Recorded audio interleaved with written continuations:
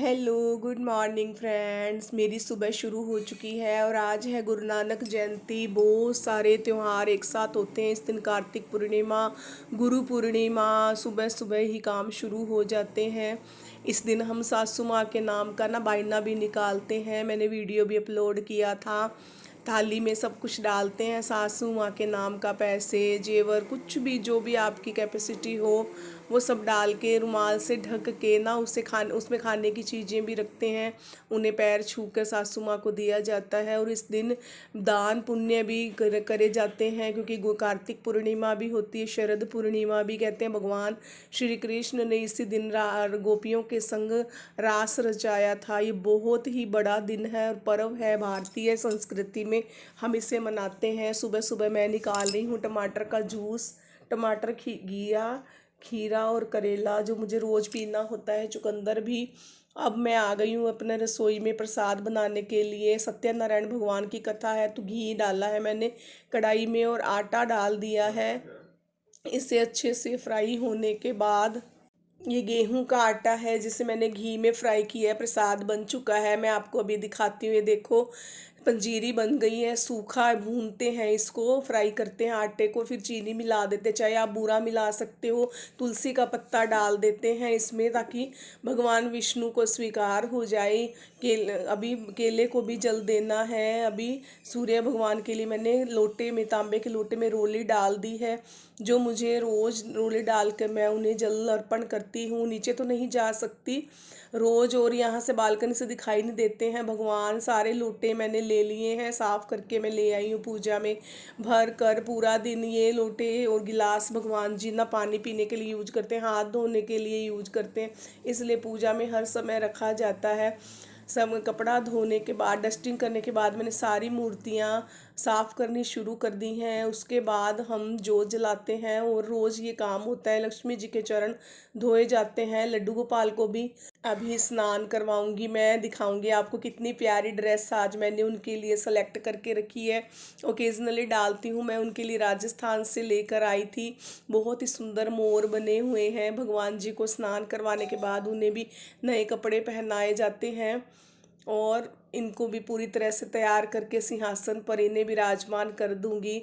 मेरे भगवान जी ने स्नान कर लिया है जल से और मैंने पहुँच कर अब मैं इनके कपड़े बदल देती हूँ।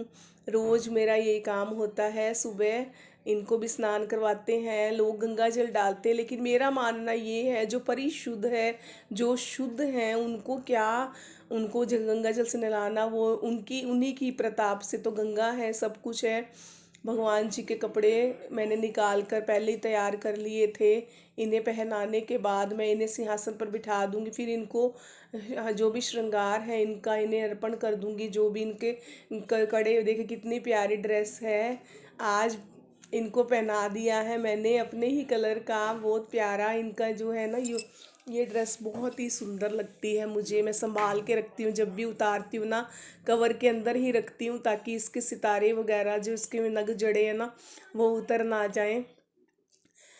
अब मैं इन्हें बिठा दूंगी सिंहासन पर। माला, बांसुरी, इनके कड़े और इनके बाल और मुकुट, इनकी टोपी, इनको अर्पण करने के बाद लक्ष्मी जी के चरण धोऊंगी। एक हाथ से मुझे करना पड़ रहा है, सॉरी भगवान जी, क्योंकि वीडियो कौन पकड़े, यहाँ पे वीडियो कोई पकड़ने वाला नहीं है, इसीलिए मुझे एक हाथ में वीडियो पकड़ के एक हाथ से ही इन्हें श्रृंगार करवा रही हूँ। वैसे मैं दो हाथों से करती हूँ, भगवान जी को एक हाथ से नहीं करवाते, दो हाथों से उन्हें रिस्पेक्टफुली किया जाता है। लेकिन उन्हें मेरी मजबूरी पता है, इसीलिए मैं कर रही हूँ। अब लक्ष्मी जी के चरण में रोज़ जो उन पे रोली अर्पण करके चावल चढ़ाती हूँ। चावल मैं कटोरी में इकट्ठे करती रहती हूँ, फिर एक साथ उन्हें पार्क में डलवा देती हूँ। गिलहरियाँ और कबूतर और पक्षी, चींटियाँ खा लेते हैं। लक्ष्मी जी के चरण धो दिए हैं मैंने और इन्हें भी एक कटोरी, कांसे की कटोरी में इन्हें रखती हूँ। उनके चरण धोने के बाद, तौलिए से पोंछने के बाद इन्हें रोली अर्पण करती हूँ। उसके बाद चावल चढ़ा देती हूँ और हो सकता है तो इनके ऊपर ना लाल गुलाब चढ़ाया जाता है, लेकिन गुलाब के फूल रोज़ नहीं होते, लेकिन आज मेरे पास है क्योंकि सभी भगवान जी को अर्पण करने के लिए सत्यनारायण की कथा मुझे करनी है, तो उनके लिए फूल और केले पहले ही लेकर आके रखते हैं। प्रसाद बनाया जाता है पंजीरी का, साथ ही फूल अर्पण करते हैं और साथ ही तुलसी दल भी अर्पण करते हैं विष्णु भगवान को, ताकि उन्हें प्रसाद जो है स्वीकार हो। अब सभी मूर्तियों को साफ सफाई करने के बाद जोत जलाई जाती है।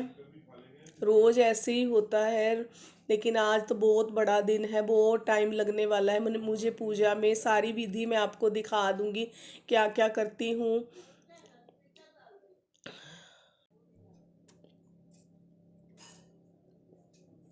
यहीं पे हम सासू माँ के सारे बर्तन धोकर रात को ही रख देती हूँ। आजकल बहुत टाइम लगता है सुबह सुबह, लेकिन जल वगैरह मुझे ताज़े जल का भरना होता है, इसीलिए सब जल के लोटे, भगवान जी के लिए चांदी का गिलास पानी पीने के लिए ढक कर रखती हूँ पूरा दिन पूजा में।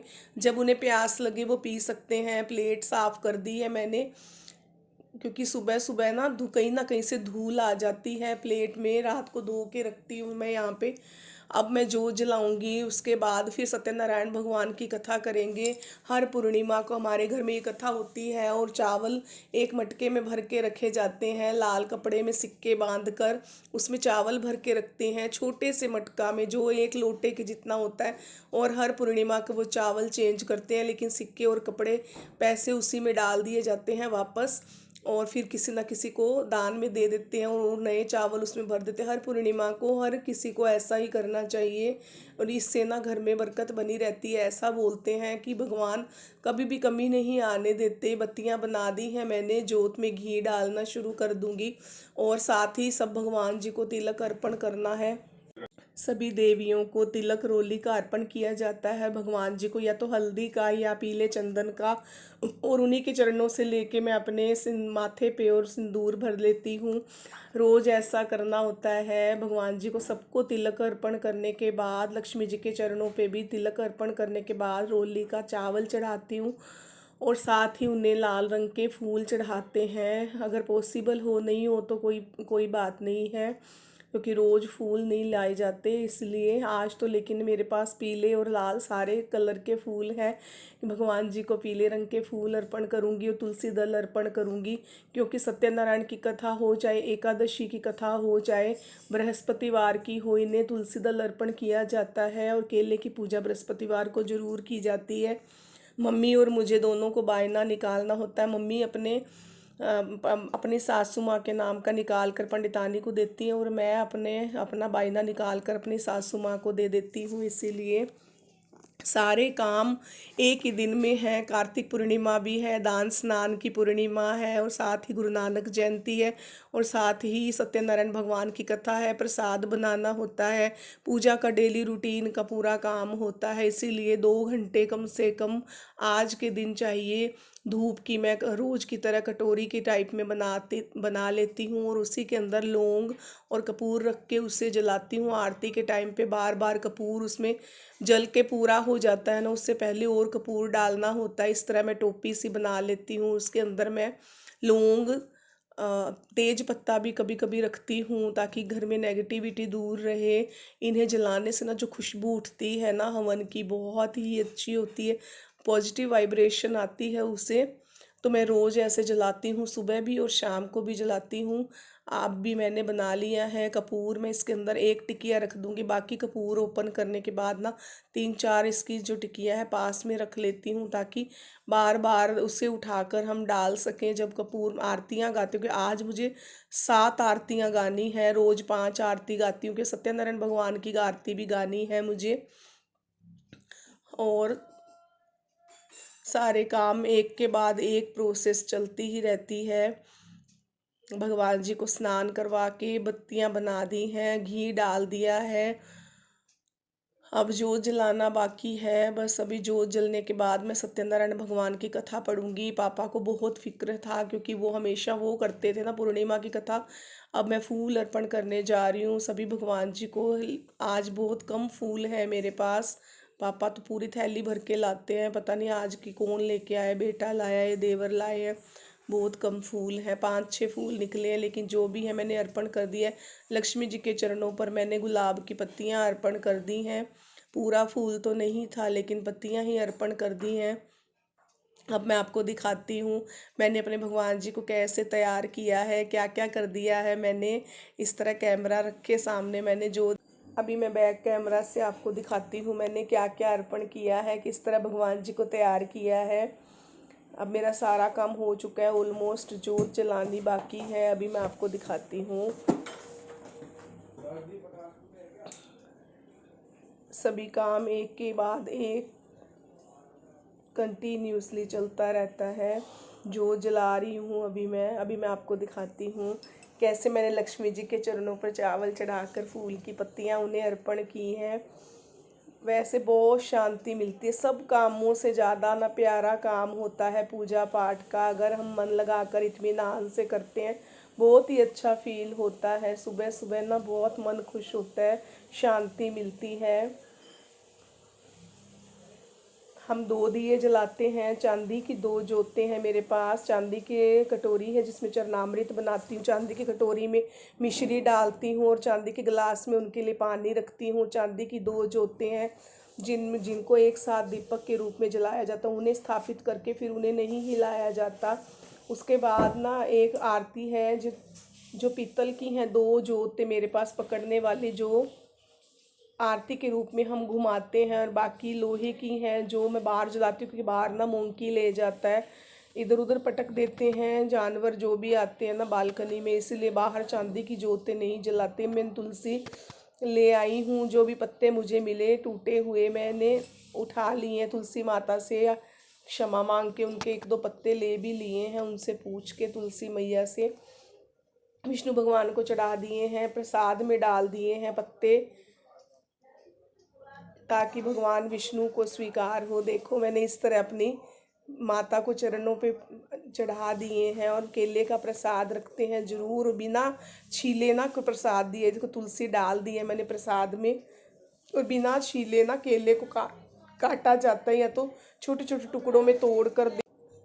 अब बैठ गई हूँ। अब मुझे सत्यनारायण भगवान की कथा पढ़नी, बहुत लंबी कथा है, उसको पढ़ने में भी कम से कम 25 मिनट लगेंगे, क्योंकि मैं भी उसकी हैबिचुअल नहीं हूँ। पापा पढ़ते हैं ना हमेशा, लेकिन मैंने भी एक दिन सपना देखा था सच में, जिस सपने में मुझे ये इंडिकेशन मिल रहा था कि मुझे सत्यनारायण भगवान की कथा करना चाहिए। लेकिन सुबह ना मुझे टाइम नहीं होता, इसलिए मैं नहीं करती हूँ। कभी कभार सुन लेती हूँ, पापा कर रहे होते हैं ना कथा, तो मैं सुन जरूर लेती हूँ, लेकिन कथा नहीं करती हूँ। लेकिन आज मुझे कथा करनी है, क्योंकि पापा की तबीयत ठीक नहीं है ना। ये शशु भी उठकर आ गया है बिस्तर से, उसे भी मम्मी ने उठा दिया है आवाज़ लगाते लगाते कि हम कथा कर रहे हैं, जल्दी से उठ जाओ। वो आकर बैठ गया है। पापा भी सोफे पे बैठे कथा सुनने के लिए, फिर लेट गए हैं, थक गए तो लेट गए हैं। और मम्मी बैठे हुए हैं, क्योंकि इसके बाद हमें ना बायना निकालना है। अपने अपने गुरु पूर्णिमा का बया मनसना होता है हमें। जल की एक अंजलि डालने के बाद ना हम अपना बायना निकालते हैं। सुहाग भाग के निमित्त ये बायना निकाला जाता है। सत्यनारायण भगवान की कथा मैंने पढ़नी शुरू कर दी है। इसके बाद में इस कथा का भी बिल्कुल वैसा ही है, जो भी कहानी है, जिस तरह बृहस्पतिवार की कथा होती है प्रसाद का। कथा का निरादर कभी नहीं, किसी भी कथा का नहीं करना चाहिए, लेकिन सत्यनारायण भगवान विष्णु ही है। कथा पूरी हो चुकी है और अब मैं गा रही हूँ आरती। सबसे पहले मुझे करनी है गणेश जी की आरती। आरती मैं अभी जला देती हूँ, कपूर जला देती हूँ। इसके बाद आरतियाँ गानी शुरू करूँगी। सबसे पहले गणेश भगवान की आरती, उसके बाद गाऊँगी लक्ष्मी जी की आरती, उसके बाद मुझे गानी है बजरंगबली की आरती, फिर उसके बाद गानी है दुर्गा माता की आरती, उसके बाद ओम जय जगदीश हरे, और उसके बाद सत्यनारायण भगवान की आरती गानी है। मुझे याद नहीं है ये बाकी आरतियाँ, तो मैं अपने आप मुझे कंठस्थ है, मैं गा लेती हूँ। लेकिन सत्यनारायण भगवान की आरती के लिए मुझे ना पुस्तक देखनी पड़ेगी। जोत जल चुकी है, अब कपूर भी जला लिया है।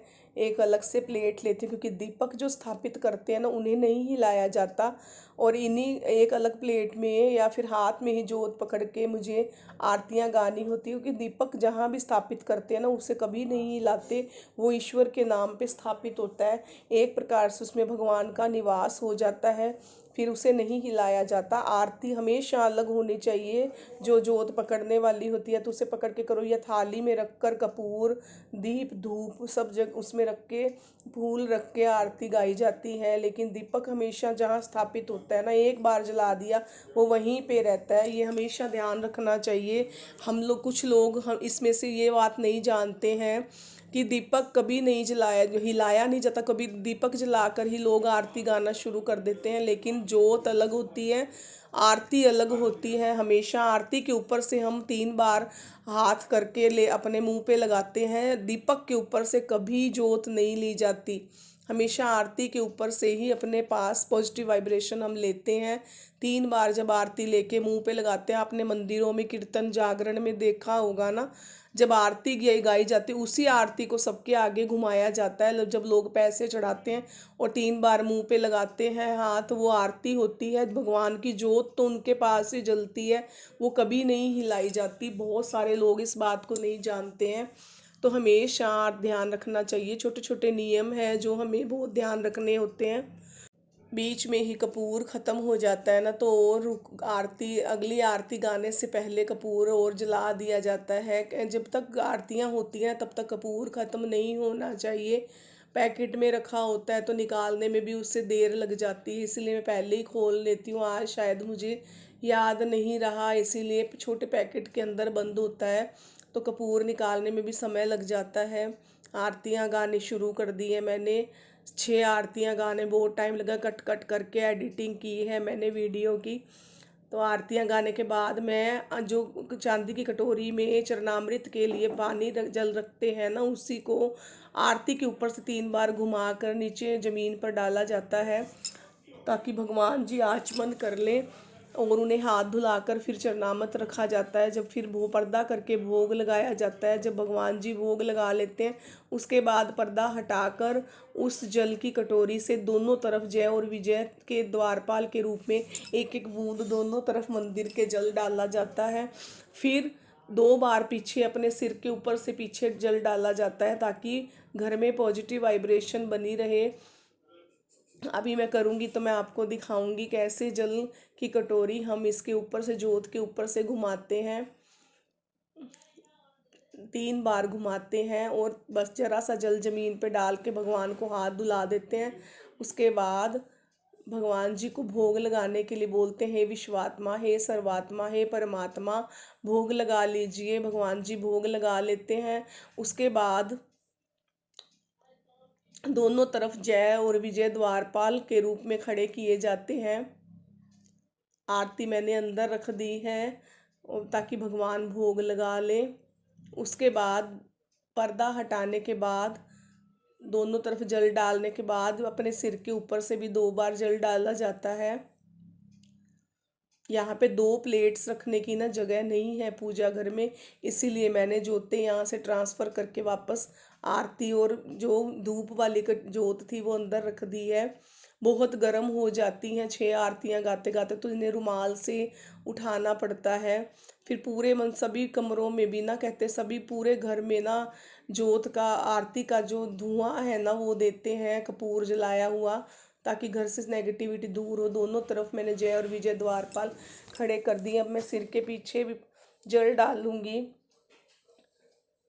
3 बार आरती के ऊपर से हाथ लेकर अपने माथे पे लगाते हैं। अब मैं जल भूमि पर एक अलग से लोटा रखते हैं, उसमें से जल लेकर भूमि पे डाला जाता है और भूमि को 3 बार नमस्ते करते हैं। फिर आसन से पैर नीचे उतारा जाता है, नहीं तो कहते हैं इंद्र देव हमारी पूजा ले जाते हैं। इसीलिए हमारी पूजा हम तक रहे, हमारे परिवार को उसका परिणाम और फल मिले, इसलिए हम 3 बार भूमि नमस्ते करते हैं। जोत ले ली है मैंने, कपूर और जला देती हूँ और साथ ही सारे कमरों में इसका धुआं करके आऊँगी। रोज़ जाती हूँ मैं थाली लेकर, सुबह भी शाम को भी, ताकि घर में शांति बनी रहे। कुछ भी पूजा, कुछ भी धार्मिक कार्य करके ना हमें धरती नमस्कार जरूर करना चाहिए। अब मैं आरती कमरे में लेके जा रही हूँ। सारे कमरों में आरती दिखाने के बाद वापस पूजा घर में ले आई हूँ। बहुत गर्म हो चुकी है, नहीं उठाई जा रही है, इसीलिए मैंने भगवान जी का टॉवल उठाया है उन्हें रखने, पकड़ने के लिए। अभी इन्हें आरती, क्योंकि 2 प्लेट्स यहाँ पे ना रखने का बिल्कुल भी स्थान नहीं बन पाता है, इसीलिए सारी जोतों को ना दिए वाली प्लेट में ही ट्रांसफ़र कर देती हूँ। और इस प्लेट को मैं हटा लूँगी यहाँ से, बहुत गर्म हो जाती है ना, उठती नहीं है।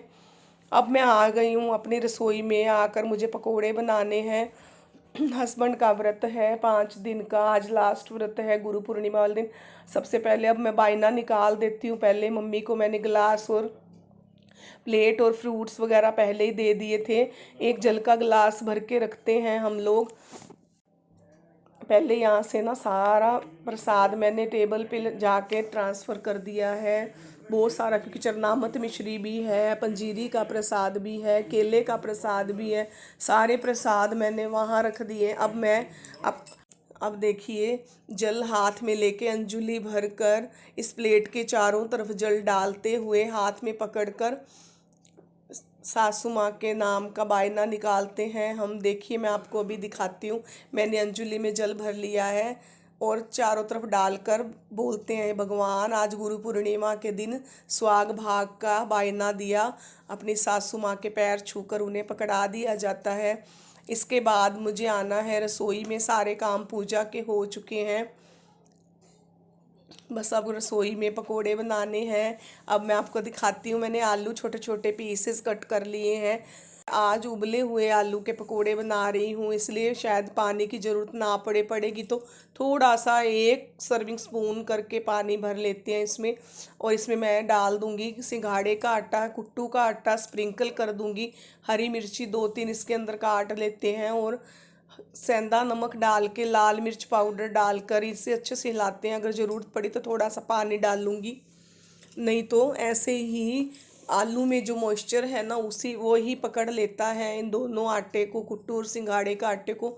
और या तो लड्डू के रूप में गोल गोल आप उसको बनाकर तल सकते हैं, नहीं तो उठाकर पकोड़े आप बना सकते हैं। वैसे ही चम्मच से डालने के बाद जैसा भी आपको पसंद हो। वृंदावन में जो भगवान अनिरुद्धाचार्य जी का जो आश्रम है, गौरी गोपाल आश्रम, वहाँ पर तो लड्डू के रूप में तले जाते हैं पकोड़े। मैंने देखा है उन्हें प्रसाद वितरित करते हुए। मैं कभी कभी वैसे बना लेती हूँ, कभी कभी इसी तरह से पकोड़े मैं चम्मच से डालती जाती हूँ छोटे छोटे। अभी दिखाती हूँ आपको मैं कैसे बना रही हूँ। लड्डू बना के डालूँगी, थोड़ा सा पानी की ज़रूरत पड़ेगी तो और डाल दूँगी, अदरवाइज पानी की ज़रूरत नहीं पड़ती है।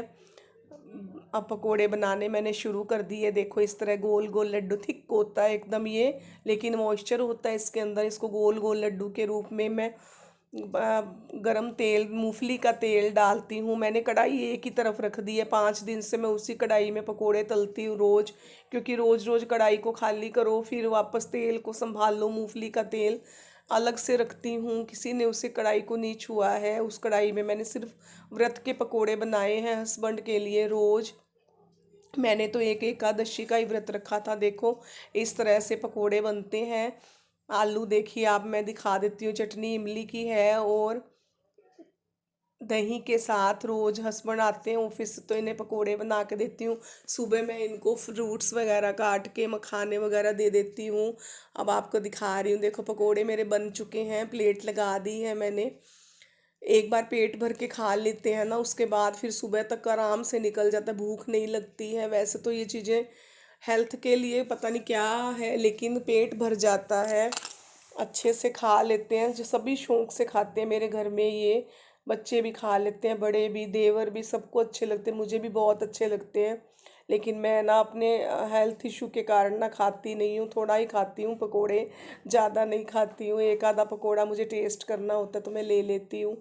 पकोड़े मेरे बन चुके हैं। ये शशु और बेटा भी अभी आएंगे। अभी परोंठे बनाने का ऑर्डर हो गया है मम्मा को, मम्मा गरम परांठे बना दो हस्बैंड को पकोड़े देने के बाद।